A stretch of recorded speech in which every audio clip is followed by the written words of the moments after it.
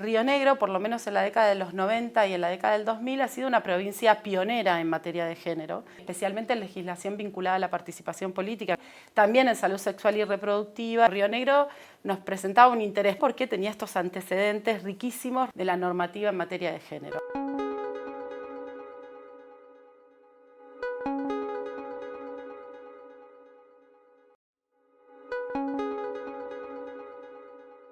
Bueno, ese libro es parte de investigaciones que venimos desarrollando desde el 2015 en la Universidad Nacional de Río Negro, a través de un trabajo colectivo con investigadores e investigadoras de la universidad y estudiantes de la universidad. Y ese es un poco el resultado de varios años de investigación que todavía seguimos continuando en este momento realizando. Y bueno, entre los hallazgos y principales resultados del libro, o lo que nos motivó, que era lo que me preguntabas, tenía que ver con la ausencia, ¿no?, de información acerca de la participación política de las mujeres en nuestra provincia, al menos desde el 83 en adelante. Y cuando empezamos a buscar los antecedentes, los datos, nos encontramos con que no había nada, no había sistematización de investigación ni análisis sobre esa participación política de las mujeres. Así que un poco la motivación tenía que ver con eso, y sobre todo porque Río Negro, por lo menos en la década de los 90 y en la década del 2000, ha sido una provincia pionera en materia de género, sobre todo y especialmente en legislación vinculada a la participación política, que es el tema que nos toca hoy, también en salud sexual y reproductiva y también otros temas, pero bueno, Río Negro nos presentaba un interés, primero porque era nuestra provincia, y segundo también porque tenía estos antecedentes riquísimos respecto de la normativa en materia de género. Así que esas eran algunas de las motivaciones. Y entre los principales resultados que encontramos, bueno, es que Río Negro no es tan diferente a otras provincias respecto de cómo está o cómo era la situación actual de las mujeres y su participación política. Sí encontramos una característica central, que nuestra provincia fue una de las pioneras, junto a Córdoba y a Santiago del Estero, en sancionar lo que conocemos como las leyes de paridad.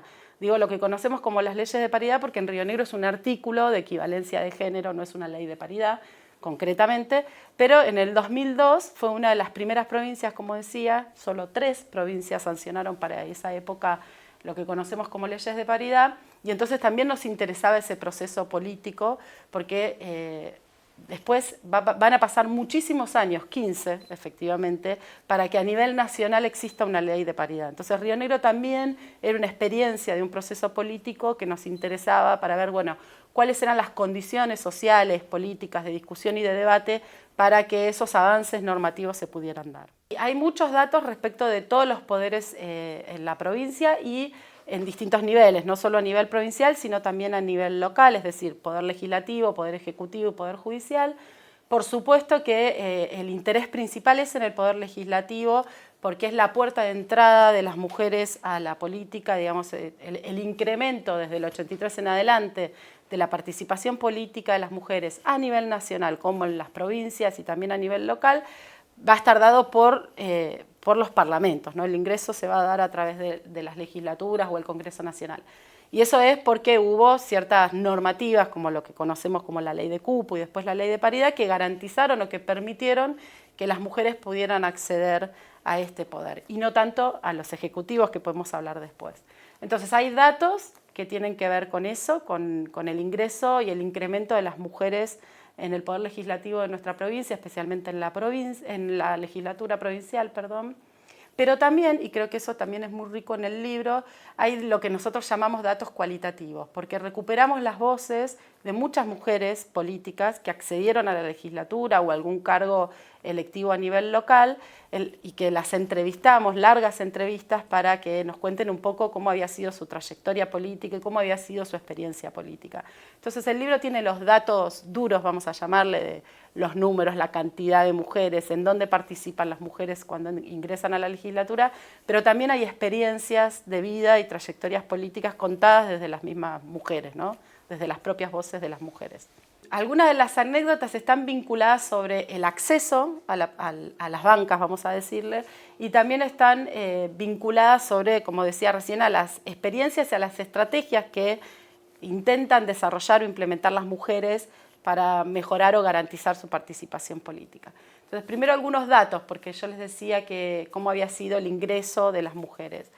Si uno mira la foto de la legislatura de 1983, en ese momento teníamos 35 legisladores y solo 2 mujeres eran legisladoras. Esto da el 6%, ¿no?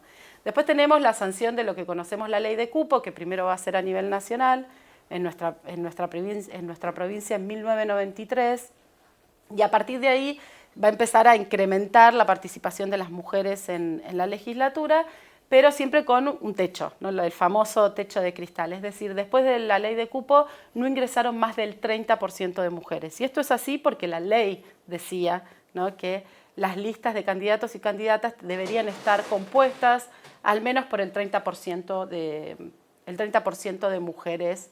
Entonces, cuando se confeccionaban las listas, se hacía lo que se conoce como el cumplimiento minimalista. Es decir, los partidos políticos solo ponían el 30% de mujeres en esas listas. Entonces, eso reproduce, ¿no?, un techo, es decir, no entran más mujeres a la legislatura. Y después del 2002, que va a estar el proceso político de sanción del artículo de equivalencia de géneros, que lo que plantea o lo que establece ese artículo es que las listas de candidatos y candidatas para la legislatura provincial deben estar compuestas por equivalencia de géneros, ¿no? Eso garantizó que ingresaran muchísimas más mujeres, se incrementan las bancas ocupadas por mujeres, hasta el día de hoy que llegamos a un 45% alrededor de mujeres en la legislatura. Esto es, de 46 legisladores y legisladoras, 20 son mujeres. Después podemos hablar de por qué no alcanzamos la paridad en la legislatura provincial. Entonces, bueno, nosotras fuimos a preguntarles a las mujeres sobre sus experiencias vinculadas al acceso a esas listas. Y algunas mujeres nos contaban historias como, por ejemplo, que no podían participar de las reuniones en las que se tomaban esas decisiones, porque en general participan los varones, porque también los partidos políticos y sus autoridades están compuestas en su mayoría por varones. Y también nos contaban algunas historias vinculadas sobre todo a la injusta distribución de los cuidados de las infancias, de las personas mayores, de las personas con discapacidad, que sabemos, ¿no?, que todavía en la actualidad, a pesar de la visibilización que ha producido el movimiento feminista y de mujeres respecto de esta injusta distribución de la carga de cuidados, todavía las mujeres seguimos teniendo una carga desigual en esos tiempos. Y esto para las mujeres políticas le pasa lo mismo. Y además con una característica, la política y los cuidados comparten algo en común. Yo siempre digo 24/7. Digamos, la política es una actividad de las 24 horas del día, los 7 días de la semana, y los cuidados también. Entonces, una de las cosas que suceden es que las mujeres que se dedican a la actividad política encuentran estos límites, estos obstáculos, ¿no?, para conciliar la vida política con la vida de los cuidados. Entonces, una mujer de la provincia nos decía: bueno, yo fui a una reunión en el partido, estaba tercera en la lista, me fui a buscar a los chicos a la escuela y cuando volví estaba novena en la lista, ¿no? Entonces esa era una de las historias y de las experiencias de las mujeres. También otras vinculadas sobre todo al trabajo legislativo, ¿no? Ustedes saben, trabajan acá en la legislatura, que las sesiones duran muchísimas horas y hasta muchas veces hasta la noche y hasta muy tarde, y eso muchas veces dificulta que las mujeres participen en esas reuniones o que puedan estar en las sesiones y que en general tienen que desarrollar estrategias para poder resolver los cuidados, ¿no? Como por ejemplo traer a sus hijos o a sus hijas a los consejos deliberantes o dejarlos con otra persona a cargo y poder resolver esas situaciones para tener condiciones iguales respecto de sus pares varones. También conocemos la extensión de nuestra provincia y lo que implica, por ejemplo, viajar para visitar las distintas ciudades o, por ejemplo, para las campañas electorales, ¿no? Bueno, cómo las mujeres resuelven, ¿no?, el tiempo que necesitan para realizar esas campañas electorales. Y muchas de ellas nos contaban, digamos, las estrategias que tenían que desarrollar para poder cumplir con las campañas electorales y viajar en nuestra provincia. Yo lo que pienso es que en realidad lo que hay que garantizar es la redistribución, ¿no?, de estas tareas de cuidados y que entonces las mujeres que se dedican a la política y las mujeres en general, digamos, podamos tener el tiempo suficiente para poder realizar nuestras actividades. Y esto está vinculado a esta injusta distribución de los cuidados, ¿no? Muchas veces los estudios dicen, bueno, ¿cuántas mujeres ingresaron a la legislatura o alcanzamos la paridad? Hay provincias que han alcanzado la paridad o que llegan al 40% o el 45% como en nuestra legislatura hace ya varios años. El tema también es analizar qué hacen las mujeres una vez o qué pueden hacer las mujeres una vez que ingresan a la legislatura. Y para esto hay que mirar al menos dos cuestiones. Por ejemplo, los bloques y las presidencias de bloque. Sabemos que ser presidente o presidenta de bloque implica poder participar de ciertas reuniones importantes. Hoy revisaba en la página web de la legislatura cuántos bloques estaban presididos por mujeres. Y en este momento solo 2, y son los bloques minoritarios, que están compuestos por 2 personas, por 2 legisladores o legisladoras. Es decir, los bloques más importantes en general son presididos por varones.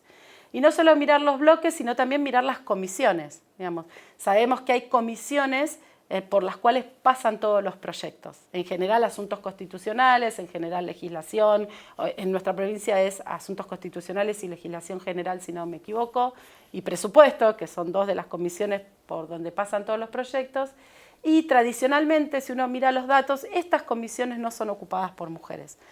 En este momento la de asuntos constitucionales está ocupada por mujer, pero no la de presupuesto. En general las mujeres ocupamos o participamos en aquellas comisiones que conocemos como las comisiones reproductivas. Estas son educación y cultura, las que tienen que ver con la salud, con la previsión social, seguridad social, y no, como decía, las comisiones de asuntos constitucionales o las de presupuesto. Y esto no quiere decir que sean comisiones menos importantes, ¿no? No estoy diciendo eso, sino que los proyectos pasan en general siempre por las comisiones en las que están presididas por varones, ¿no? Entonces, y esto también se ve reflejado en los gabinetes provinciales o en los gabinetes nacionales, digamos, cuáles son los ministerios que ocupan en general las mujeres, ¿no? Cuáles son las carteras temáticas que ocupan en general las mujeres. Entonces, bueno, estas son 2 cuestiones centrales, mirar los bloques, mirar las autoridades de la legislatura y también en qué comisiones estamos las mujeres participando, sobre todo presidiendo, ¿no? En general los temas que han sido aprobados y que están vinculados a las temáticas o a materia de género han sido presentados a la autoría de mujeres, ¿sí?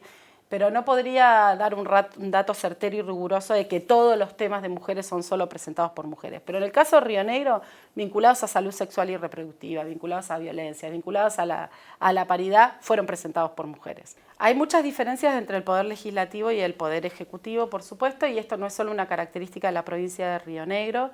Como les decía, en los poderes legislativos en general, en las provincias y también a nivel nacional, se ha incrementado desde el 83 en adelante, primero, como decía, con la ley de cupo y después con las leyes de paridad, la participación de las mujeres, y esto no ha sucedido en los poderes ejecutivos, ¿no?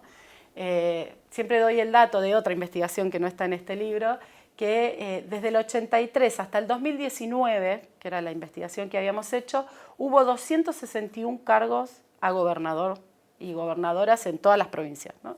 Contando también la ciudad de Buenos Aires desde el 94. De esos 261 cargos, solo 11 veces fueron ocupados por mujeres y solo 7 mujeres, porque algunas reeligieron, ¿no? Nuestra provincia es una de las provincias que tuvo una gobernadora mujer, pero solo 7 provincias tuvieron gobernadoras mujeres desde el 83 en adelante, y hubo que esperar hasta el 2007 para tener la primera gobernadora mujer desde la transición a la democracia en adelante, que fue Fabiana Ríos en Tierra del Fuego.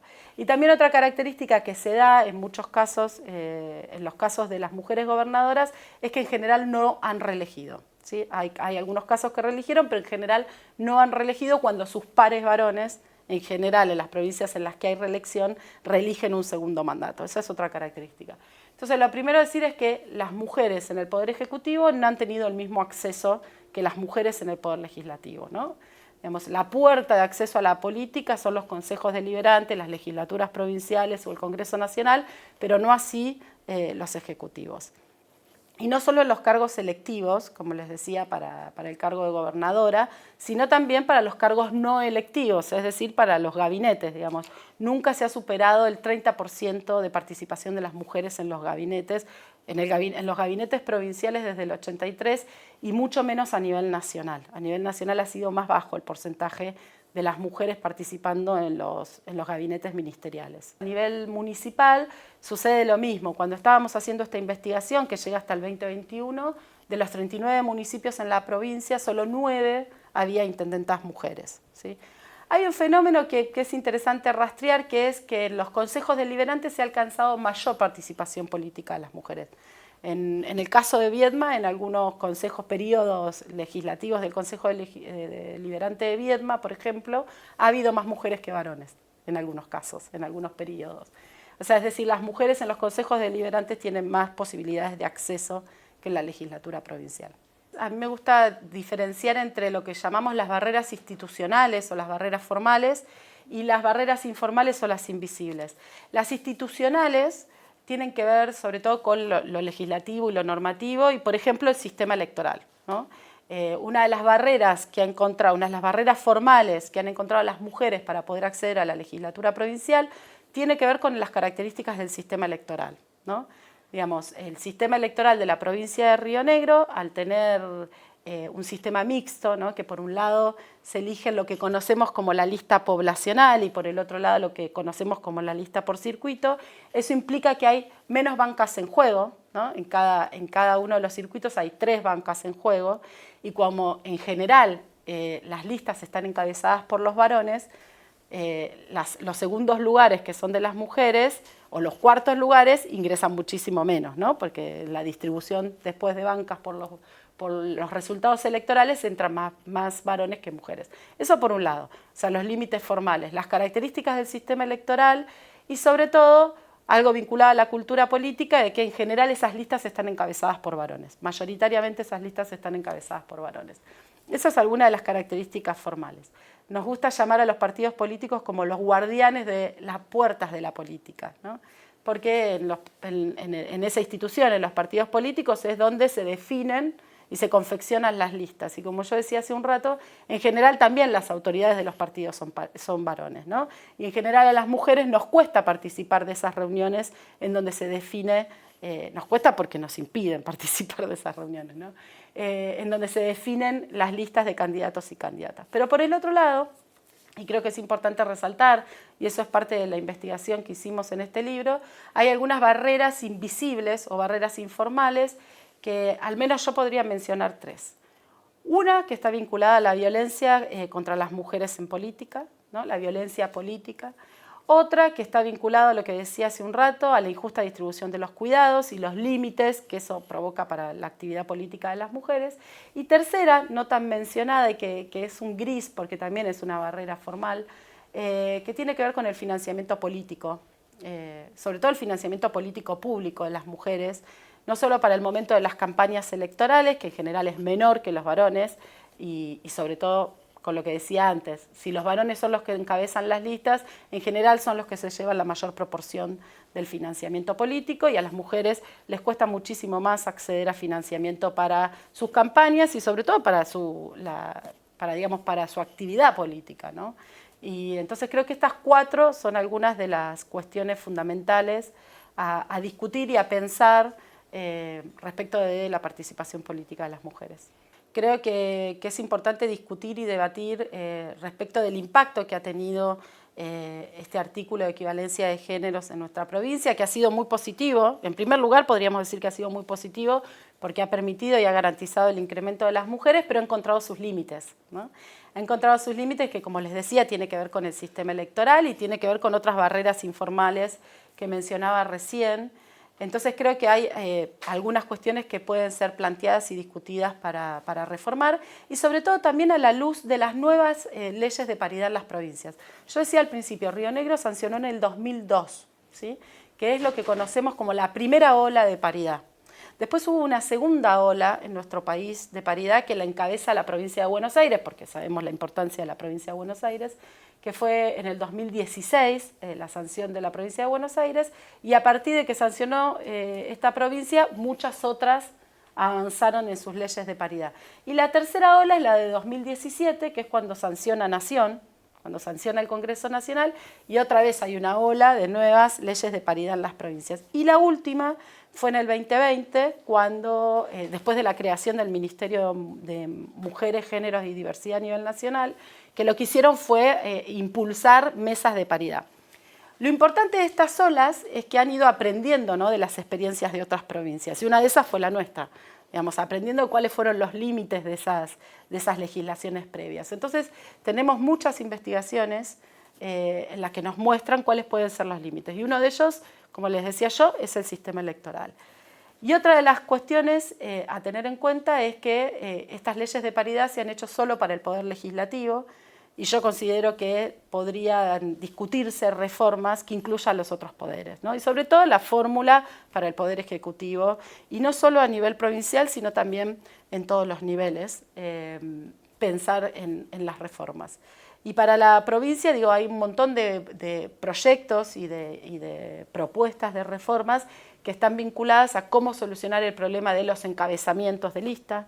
Digamos, se pueden establecer cláusulas transitorias en las cuales los circuitos, por ejemplo, puedan ser encabezados en contexto de paridad, digamos, o en situación de paridad, la mitad por mujeres y la mitad por varones, o distintas reformas que puedan garantizar que verdaderamente y efectivamente alcancemos la paridad en nuestra legislatura. Yo creo que estamos en un contexto bastante desfavorable para discutir y debatir algunas cuestiones de género, pero no por eso nos tiene que dejar de manos cruzadas. Al contrario, creo que es un momento en el que podemos recuperar estas discusiones y sobre todo valorizar lo que ha hecho el movimiento feminista y el movimiento de mujeres en las últimas 4 décadas desde la democracia en la actualidad. Creo que recuperar y revisar lo que ha hecho el movimiento feminista es muy importante, porque algunas cuestiones importantes para mencionar.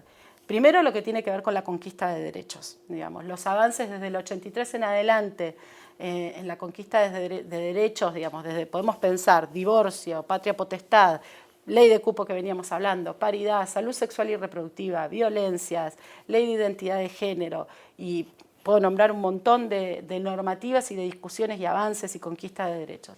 En segundo lugar, y no menor, creo que pensar y recuperar las estrategias que ha llevado adelante el movimiento feminista en estos últimos cuatro años, porque han sido estrategias que han profundizado la democracia, las prácticas democráticas. En general, muchas de ellas estrategias innovadoras, ¿no?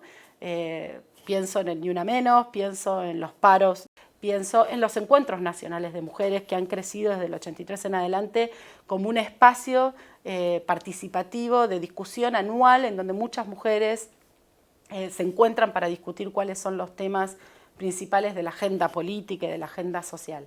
Otra de las cuestiones, además, que creo que han tenido un impacto en la profundización y en la mejora de la calidad de nuestra democracia, tiene que ver con la capacidad del movimiento feminista de tejer alianzas con otros movimientos y con otros temas y otras agendas, y poder abrazar otras agendas como, por ejemplo, las vinculadas a la de la diversidad, ¿no? Entonces creo que recuperar y seguir sosteniendo esas estrategias es muy importante en el contexto actual, en un contexto, ¿no?, en el que está, de alguna manera, persisten y están como con mucha importancia, lamentablemente, los discursos de odio y los discursos antiderechos, sobre todo en los medios y también en boca de las autoridades, ¿no?, de algunas de las autoridades nacionales, como nuestro presidente. Río Negro, como les planteaba al principio, tiene y ha tenido esta vocación pionera para discutir algunas cosas, y creo que podría ser un espacio en nuestra provincia para discutir y para poder poner en debate estas cuestiones nuevamente, y sobre todo por esto, porque Río Negro ya tiene más de 2 décadas con ley de paridad, y creo que es un momento importante para poder rediscutir cuáles han sido los alcances, como decía, positivos, y cuáles han sido los límites, ¿no?, de esa normativa. Digamos, también ha sido un proceso político y un proceso institucional a nivel nacional y también en nuestra provincia de jerarquización, ¿no? Primero teníamos una secretaría a nivel nacional, después estuvo lo que se conoció como el Consejo de la Mujer a nivel nacional, que eso generó que muchas provincias crearan sus propios consejos provinciales de la mujer. Después esto se jerarquizó y se creó el Instituto Nacional de las Mujeres, ya en plural, digamos, incluyendo esto muchas otras cuestiones de la agenda feminista sobre todo, y después se creó el Ministerio de las Mujeres, Géneros y Diversidad a nivel nacional, que provocó también que muchas provincias se creen ministerios, es decir, se jerarquice la institucionalidad, y en algunas secretarías, como en el caso de nuestra provincia, y en algunas otras quedaran los consejos provinciales, como era el caso de Jujuy, si no me equivoco. Entonces, esta jerarquización de la institucionalidad de género provocó, ¿no?, que se pudieran incluir en la agenda político-institucional muchos de los temas que el movimiento feminista venía abrazando en las últimas décadas. Lamentablemente, la eliminación del Ministerio de Mujeres a nivel nacional también provocó que muchas provincias eliminen o los ministerios o las secretarías, ¿no? Y creo que esto también hay que pensarlo respecto no solo de la voluntad política de jerarquizar estos espacios y estas áreas institucionales, sino también el financiamiento que han tenido estas áreas, que en muchos casos han sido financiamientos insuficientes, digamos. Y esos financiamientos insuficientes han imposibilitado o generado obstáculos para que estas áreas institucionales pudieran cumplir o llevar adelante políticas públicas con perspectiva de género, o con perspectiva feminista, me gusta decir a mí.